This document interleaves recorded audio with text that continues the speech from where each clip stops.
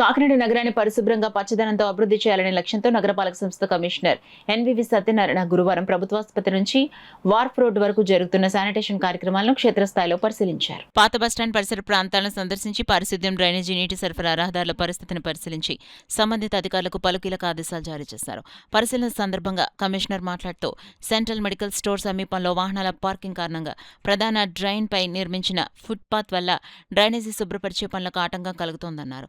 Leakage ఉన్న నీటి pipe లైన్ను తక్షణమే మరమ్మతు చేయాలని వాటర్ వర్క్స్ అధికారులను ఆదేశించారు. మరమ్మతుల కారణంగా జగన్నాథపురం పరిసర ప్రాంతాలకు ఒకరోజు నీటి సరఫరా నిలిపివేయాల్సి వస్తుందని, ఆ ప్రాంత ప్రజలకు ట్యాంకర్ల ద్వారా తాగునీటిని అందిస్తామని తెలిపారు. నగర ప్రవేశ ద్వారంగా ఉన్న ఈ రహదారిపై ఏర్పాటు చేసిన అనధికార ఫ్లెక్సీలను స్వచ్ఛందంగా తొలగించాలని రాజకీయ నాయకులు, నిర్వాహకులకు విజ్ఞప్తి చేశారు. తొలగించకపోతే నగరపాలక సంస్థ చర్యలు తీసుకుంటుందని హెచ్చరించారు. అలాగే నగరాభివృద్ధికి ఆర్థిక వనరులు ఎంత అవసరమని, ప్రతి ఒక్కరూ ఆస్తి పన్ను, నీటి పన్నును సకాలంలో చెల్లించి నగరపాలక సంస్థకు సహకరించాలని కమిషనర్ ప్రజలకు విజ్ఞప్తి చేశారు. ఈ సందర్భంగా కూటమి నాయకుడు గదుల సాయిబాబా మాట్లాడుతూ ముఖ్యమంత్రి నారా చంద్రబాబు నాయుడు ఆకాంక్షించినట్లు కాకినాడను పచ్చదనంతో పరిశుభ్రంగా తీర్చిదిద్దే దిశగా కమిషనర్ ఎన్వివి సత్యనారాయణ సమర్థవంతంగా పనిచేస్తున్నారని తెలిపారు.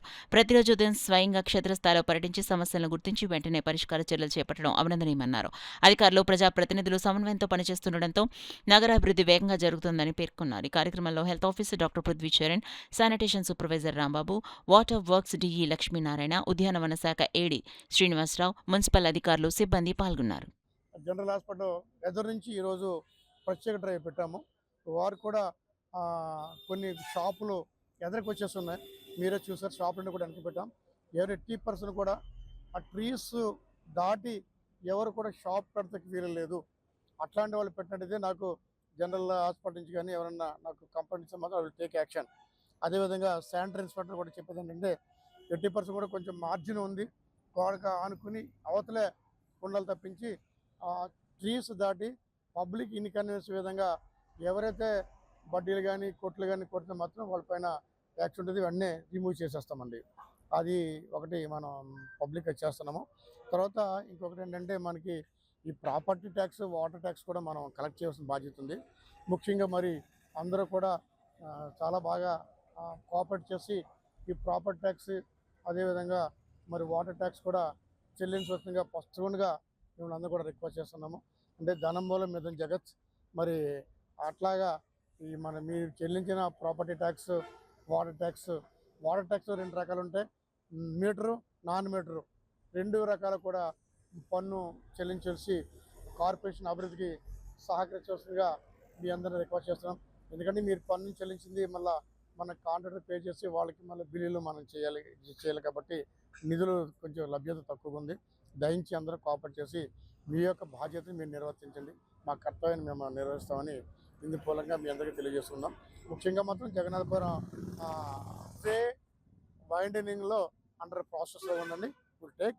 అదేవిధంగా జగన్నాథపురంలో ఉన్న ఏదైతే మనకి కొంచెం ఎవరైతే కొంత మ్యాన్హోల్ని డ్రైన్ని ఆక్రమించి ఎవరైతే కట్టడం ఉన్నాయో అవన్నీ కూడా తొలగించడానికి చర్యలు తీసుకుంటాం. కమిషనర్ గారు ప్రతిసారి కూడా తీసుకుంటున్నటువంటి నిర్ణయాలు కాకినాడకు సంబంధించినటువంటి క్లీన్ అండ్ గ్రీన్గా ఉండాలి.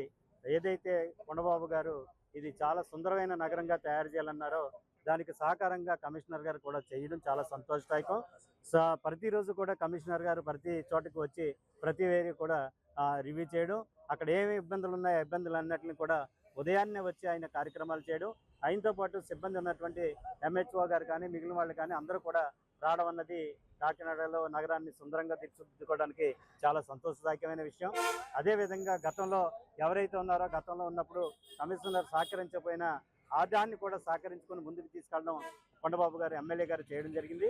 అదేవిధంగా ఇప్పుడు వచ్చిన కమిషనర్ గారు మాకు పూర్తిగా సహకారం అందిస్తూ ముందుకెళ్తూ మంచిగా కార్యక్రమాలన్నీ కాకినాడ నగరాన్ని చేయాలని, అలాగే వార్పు రోడ్డు ఉన్నటువంటి వార్పు రోడ్లో కూడా ఫుడ్ కంట్రోల్ కూడా పెట్టాలన్న ఆలోచనలో విధానంలో ఎమ్మెల్యే గారు ఉన్నారు. దాన్ని కూడా కంట్రోల్ చేసి దాన్ని కూడా అక్కడున్న వాళ్ళని తీసి వేరే చోట పెట్టడం కూడా జరుగుతుంది. వాళ్ళు కూడా దయచేసి వేరేగా అపార్థం చేసుకోకుండా మాకు సహకరించి అక్కడ కూడా వేకేట్ చేయాలని కోరుకుంటున్నాం.